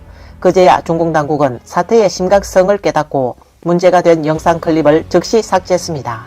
네티즌들은 중공이 강제 장기 적출이라는 만행을 공공연히 저지르고 있다는 논란에 휩싸였습니다. 한 네티즌은 두 독재자 모두 더 이상 거짓말을 하지 않고 공개적으로 논의하기 시작했다라고 말했습니다. 또 다른 네티즌은 중공은 빈곤, 기아, 공산주의를 세계에 수출하는 것 외에도 외국 고위 인사와 정치인들에게 중국 젊은이들의 생체 장기를 수출하고 있는 것 같다라고 댓글을 남겼습니다. 2019년 중국 소셜미디어 플랫폼 위챗에 150세 장수 프로젝트 광고가 널리 유포됐습니다. 이 광고는 981 고위 지도자 건강 프로젝트가 중공 최고위층만을 위한 것이며 수명을 150세까지 연장하는 것을 목표로 한다고 주장했습니다. 지난 60년간의 중요한 성과를 강조하며 이 프로젝트는 301 병원과 군사의학원 등 군의료부대가 주도하고 재생의학, 유전자치료, 항노화 기술 등 최첨단 기술을 결합하여 당 최고 지도자들을 위한 생명 연장 의료 시스템을 구축하고 있다고 광고했습니다. 중국 검색 엔진 바이두는 이전에 다음과 같이 공개적으로 밝힌 적이 있습니다. 981 건강 프로젝트 연구그룹은 2005년에 설립되어 5월에 공식 출범했습니다. 당시 프로젝트는 최고 수준의 의료 및 보건 전문가를 보유하고 있다는 등의 주장을 내세웠습니다. 그러나 중공 엘리트들이 특수장기를 이용한 수명 연장에 의존한다는 온라인상의 회의론이 제기되면서 앞서 언급한 광고는 차단되었고 바이두는 더 이상 981 건강 프로젝트 관련 정보를 게재하지 않았습니다. 오늘 뉴스는 여기까지입니다. 시청해주셔서 감사합니다.